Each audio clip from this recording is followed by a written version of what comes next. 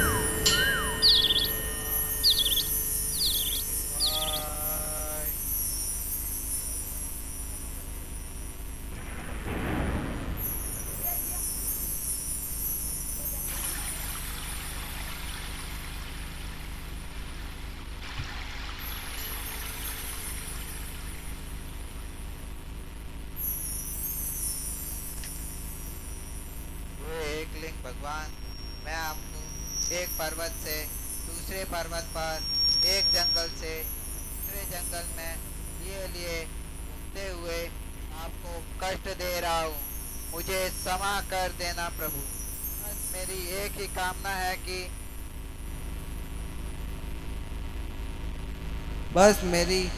ही कामना है कि मैं अपनी मातृभूमि को आज़ाद करने की अपनी प्रतिज्ञा को ना भूलूं। आपकी जय हो।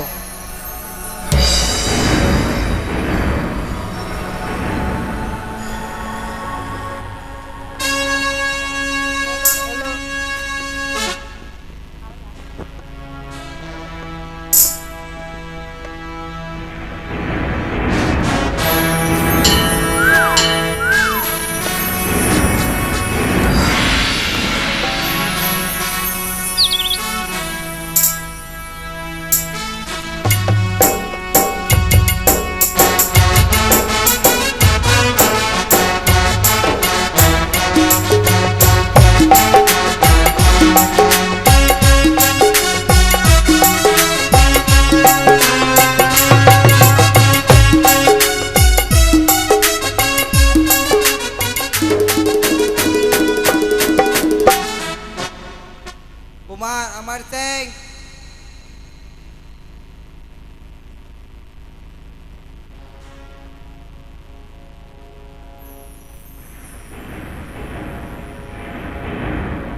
आज्ञा पिताजी। अपने परिवारजनों को सूचित कर दो कि जब तक मैं चित्तौड़ की भूमि से दुश्मनों को ना भगा दूं, तब तक मैं ना महलों में रहूंगा, ना ही सोने चांदी की बर्तनों में भोजन करूंगा और धरती पर ही सोऊंगा। जो आज्ञा पिताजी। अमर, आज्ञा पिताजी। क्या तुम मेरे साथ रहकर इतना कठोर जीवन जी पाओगे? पिताजी, जब मैं अपनी आन बान के लिए मिटने वाले महाराणा हम्बीर असंख्य गांवों की पीड़ा झेल कर भी पीछे न हटने वाले महाराणा सांगा जैसे अपने पूर्वजों के बलिदान को याद करता हूँ, तो ये राष्ट्र सुख मुझे बहुत ही छोटा लगने लगता है। तो तुम मेवाड़ के खातिर कष्ट सहन करने के लिए तैयार हो? जो पुत्र अपनी माता को गुलामी की जंजीरों में जकड़ा दे, खुद और ऐश्वर्य और सुख भोगने में अपनी शान समझता है, वह मनुष्य नहीं, एक मरा हुआ पशु के समान है। और जो लोग अपनी माँ को गुलाम बनाने वालों की प्रशंसा करते हैं, उनका साथ देते हैं, उन्हें क्या कहोगे अमर? उन्हें तो मरा हुआ ही समझा जाए। जानवरों के बच्चे भी अपनी माता को संकट में जानकर खाना पीना छोड़ देते हैं, फिर हम तो इंसान हैं। हाँ बेटे, जानवरों के लिए उनकी माँ ही सब कुछ होती है, लेकिन ऐसे मनुष्य का क्या करे जो धन और पद के लिए अपनी माँ को ही दे देते हैं। खैर छोड़ो इस बात को, तुम जाओ और सामान चालोर को मेरे पास भेजो। जैसी आज्ञा पिताजी। सामान चालोर, खमा घड़ी, आपको महाराज ने याद किया है।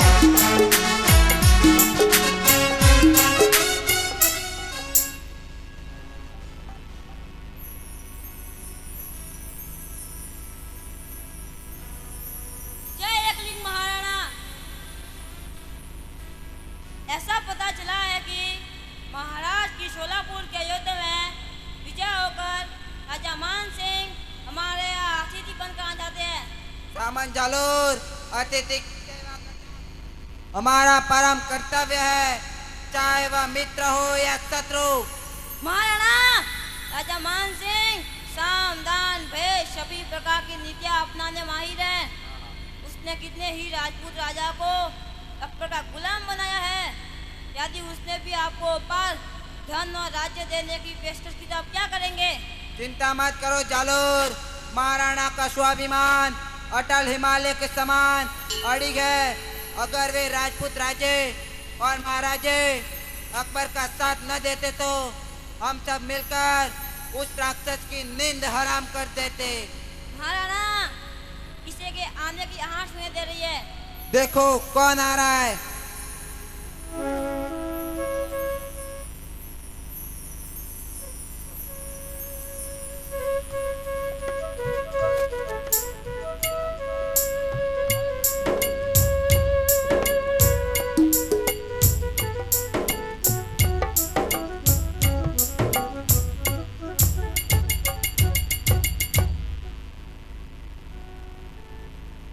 महाराणा की जय हो।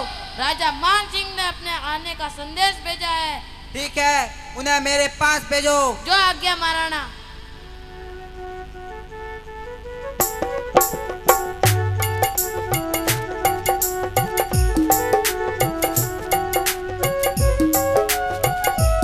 यह था इस एकांकी का प्रथम दृश्य, जिसमें महाराणा प्रताप एवं उनके पुत्र अमर सिंह का संवाद बताया गया है। और उसके पश्चात दूसरा दृश्य आपके समक्ष प्रस्तुत होगा, जिसमें अकबर की ओर से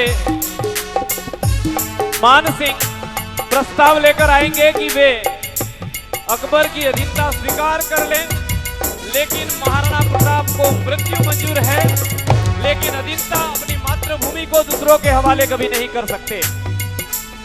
तो लीजिए, इस एकांकी का दूसरा दृश्य आपके समक्ष प्रस्तुत है। सर्वप्रथम महाराणा अमर सिंह एवं मान सिंह के साथ प्रस्तुत है यह दूसरा दृश्य।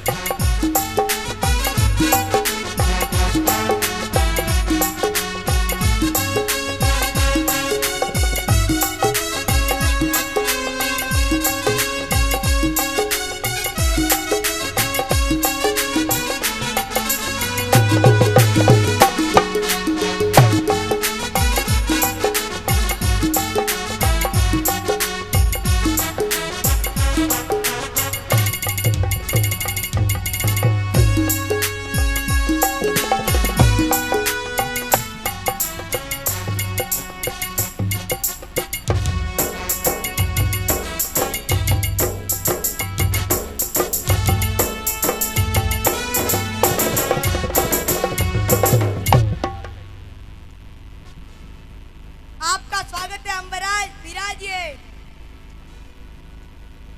क्षमा करें, अकबर बादशाह की भांति हम आपको बहुमूल्य सिंहासन नहीं दे सकते। कुमार, आदर भाव द्वारा दिया गया घास का आसन भी मेरे लिए सम्मानीय है। श्रीमान, आपने डूंगरपुर और उदयपुर के राजा को हराकर जो यश प्राप्त किया है, उसका क्या लाभ? इनका क्या कसूर था? आपका यह कार्य कुल विनाश नहीं तो क्या है? जो बालक अपना भला बुरा नहीं समझता, उसे दंड देकर समझाना पड़ता है। परम शक्तिशाली सम्राट अकबर का विरोध करने वाला व्यक्ति मूर्ख ही कहा जाएगा। तो अपने राजपूत राजाओं को अकबर का गुलाम बनाकर बुद्धिमानी का कार्य किया है। वाह, आपकी कोई मिसाल नहीं। कुमार, 7,000 मनसबदारी बुद्धि का उपयोग किए बिना नहीं मिलती। शक्तिशाली अकबर से टक्कर लेना मूर्खता है। अंबराज, शेर के सामने मांस के टुकड़े डालने से वो फालतू नहीं बन जाता, उसकी आदत नहीं बदलती। कुमार, तुम बालक हो, तुम नहीं जानते बादशाह महाराणा की कितनी इज्जत करते हैं। उनसे दोस्ती कर लेने से मेवाड़ के सारे कष्ट दूर हो जाएंगे। छोटा मुंह बड़ी बात कहने के लिए क्षमा करे, परंतु एक स्वाभिमानी वीर पुरुष के लिए आजादी से बढ़कर कुछ नहीं होता। किसी की दाता स्वीकार करना भीख मांगने के समान। कुंवर, बादशाह के पास इतनी विशाल सेना है कि उनसे मुकाबला करना नामुमकिन है।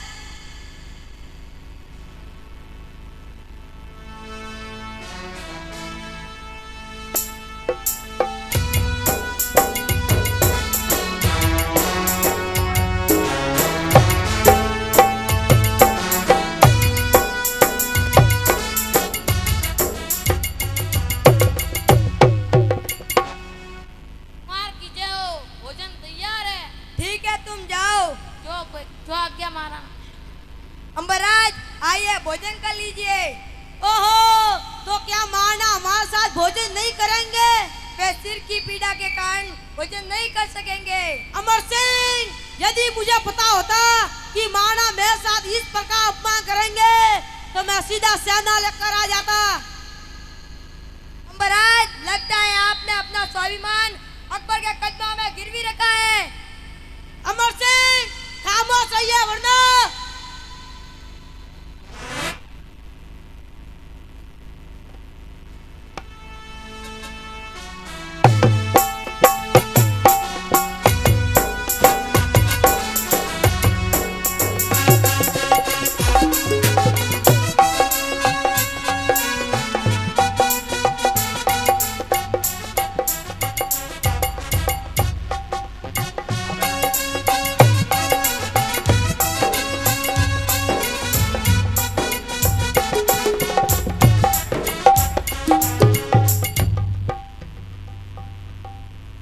विराजे अंबरराज।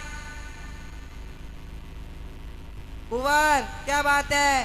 पिताजी, महाराज मान सिंह का कहना है कि आपने उनके साथ भोजन न करके उनका अपमान किया है। अंबरराज, एक समझ का फर्क है।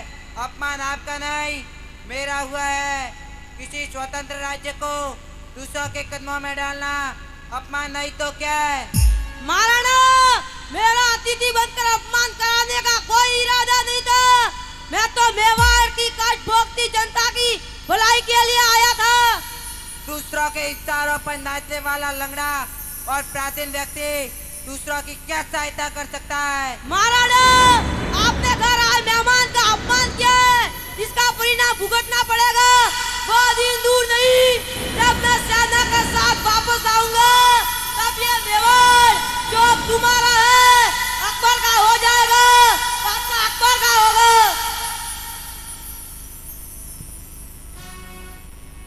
चलो सिपाहियों।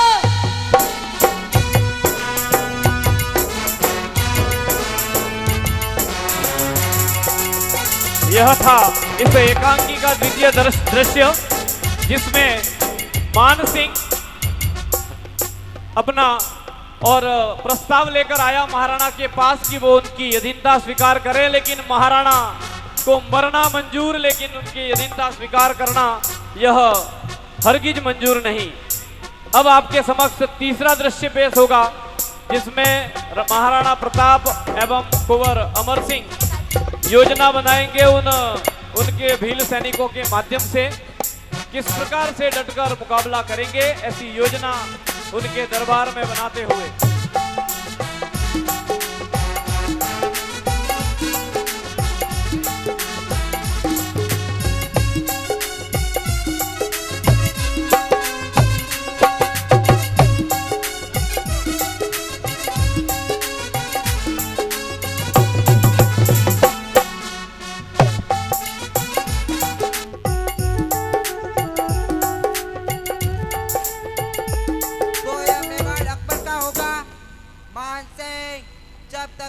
के शरीर में खून की एक एक बूंद बाकी है, ऐसा कभी नहीं हो सकता। एक लिंग भगवान, मुझे शक्ति देना ताकि मैं अपनी मातृभूमि की रक्षा कर सकूं।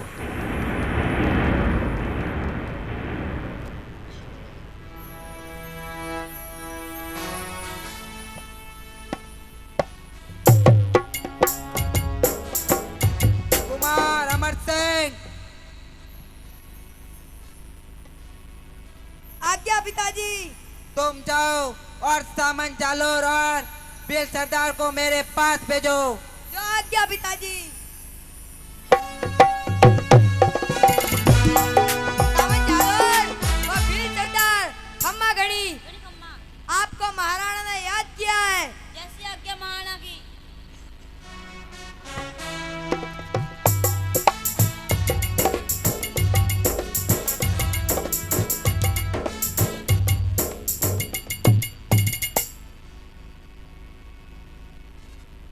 सामन जालोर और बिल सरदार, आपने राजा मान सिंह की बातें सुनी? हाँ महाराणा, सुनी, लेकिन ऐसा असंभव है। हम किसी की दास्तान स्वीकार नहीं कर सकते। महाराणा, राजा मान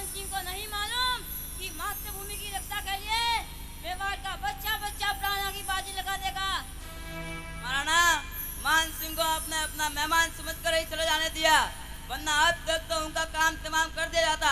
हम मेवाड़ के खिलाफ एक शब्द भी नहीं सुन सकते। वीरों, युद्ध की तैयारी शुरू की जाए। मान सिंह दिल्ली जाकर अकबर के कान जरूर पड़ेगा। महाराणा, जिनका निशाना आसुक होता है, ऐसे वीरों का एक एक तीरी एक एक वीर का सम्मान है। महाराणा, हजारों राजपूत सैनिक युद्ध के लिए तैयार हैं। मुझे अपने राजपूत और भील सैनिकों पर पूरा विश्वास है। हम राणा सांगा और राणा कुंभा की पवित्र भूमि पर किसी को पैर तक नहीं रखने देंगे। सबको सूचित किया जाए, युद्ध की तैयारी शुरू की जाए। जो आज्ञा पिताश्री। भील सरदार, आप अरावली के ऊंचे बाग पर बैठकर उदयपुर से आने वाले सैनिकों पर बाणों की बौछार करना। जैसी आज्ञा महाराणा की। मैं स्वयं सेना के बीच में रहकर अकबर की सेना पर निगरानी रखूंगा। ऐसी ही व्यवस्था होगी महाराणा। भील सरदार, भील व भील बालाओं को सामंतों के परिवार की रक्षा करने का दायित्व सौंप दीजिए। जो हुकुम महाराणा। वीरों, एक बार फिर दुश्मन हमारे सिर पर खड़ा है। अपनी तलवारों की धार को दुश्मनों के खून से रंग दो, ताकि भविष्य में कोई मेवाड़ की धरती पर आंख न उठा पाए। भगवान एकलिंग की जय। मातृभूमि मेवाड़ की जय। महाराणा प्रताप की जय। महाराणा कुंभा की जय। महाराणा सांगा की जय। भारत माता की जय। बहुत ही सुंदर एकांकी के लिए जोरदार तालियों से स्वागत करें। अभी इन भैयाओं का उत्साहवर्धन करावे।